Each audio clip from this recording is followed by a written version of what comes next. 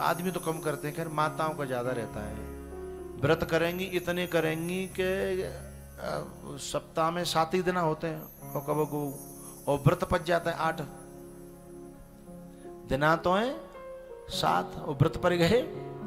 अब वो सोचती है एडवांस में 1 दिन का दिला में है, और बीमारी है रही है, परेशान है, दवाई गड़बड़ कर रही है, जो भूखे पेट तो दवाई की गड़बड़ी करेगी ना है।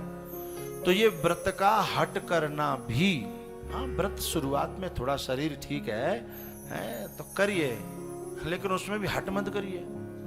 और उसमें भी उस साधन पे जोर देने वाले जो लोग रहते हैं ना, एकादशी का उद्यापन नहीं हुआ तो संग चली जाएगी, नरक में ले जाएगी। एकादशी बहुत खतरनाक है, तो क्यों नरक की बात कर रही है?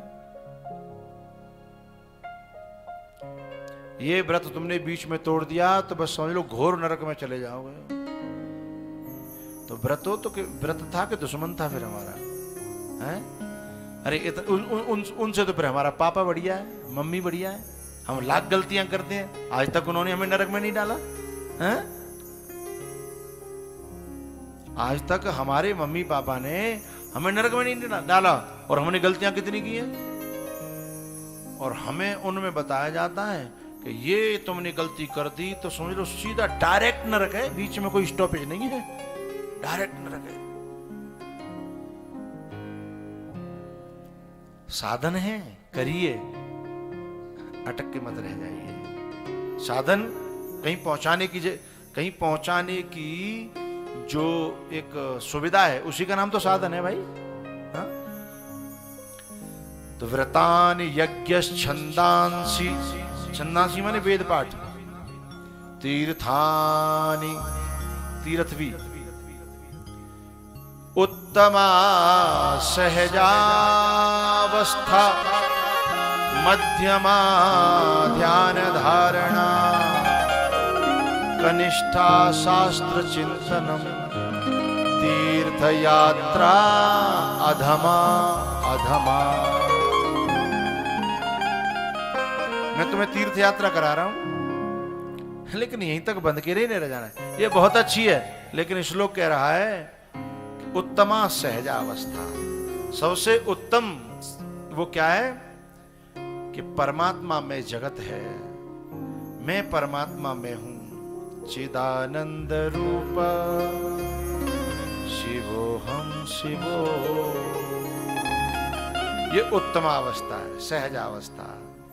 यद्यद कर्म करोमि तत्तदखिलम शंभो तवाराधनम। एक ऐसी अवस्था बन जाए कि तुम जो करो वो सब पूजा बन जाए। चलो तो परिक्रमा है, जो पाओ सो भोग लगे रहो है? ऐसी स्थिति ये सबसे उत्तम अवस्था है, सहजावस्था। यद्यपि इस तक पर पहुंचना थोड़ी देर लगेगी, समय लगेगा, ये उत्तम अवस्था है। और दूसरी क्या है? मध्यमा ध्यान धारणा। मध्यम है, उनसे नीचे का है ध्यान धारणा। शास्त्रों से जो हमने पढ़ा है, लिखा है, जो गुरुओं से सुना है, उसको आत्मसात करना। धारण करना, आत्मसात करना, ये सबसे अच्छा साधन है। मेरी दृष्टि में सबसे उत्तम साधन है। महापुरुष की बातें हमारे जीवन में आत्मसात हो जाएं, फिर कुछ करने की जरूरत नहीं है। उत्तमा सहजावस्था, मध्यमा ध्यान धारणा, कनिष्ठा शास्त्र चिंतनम। शास्त्रों का अध्ययन भी 3rd क्लास में आया है, क्योंकि वो भी एक साधन है कहीं पहुंचाने का। जब वहां पहुंच जाओगे, अरे भैया पहले चूल्हो जलाना पड़ेगा, लकड़ियां इकट्ठी करनी पड़ेंगी, चूल्हो जलाना पड़ेगा, तय गर्म करना पड़ेगा, रोटी बनानी पड़ेगी, लेकिन सब करने के बाद फिर बुझाना पड़ेगा। और नहीं आंधी आ गई तो पूरी में आग लग जाएगी हैं? अब तुम कहोगे बड़ी मुश्किल से तो चूल्हो जलाया हमने, अब जा कैसे बुझावे, मामला गड़बड़ हो जाएगा ना। तो पहले शास्त्रों से अपने आत्मज्ञान की अग्नि को प्रज्वलित करना पड़ेगा। हाँ? जब भीतर जल जाए तो बाहर बुझा दो। हाँ? कनिष्ठा शास्त्र चिंतनम और तीर्थ यात्रा अधमा अधमा। अब आप लोग कह रहे हो बताओ तीर्थ करा रहे हैं हमें, तीर्थ की महिमा सुनने वादना से, अब ये अधमा अधमा कह रहे हैं।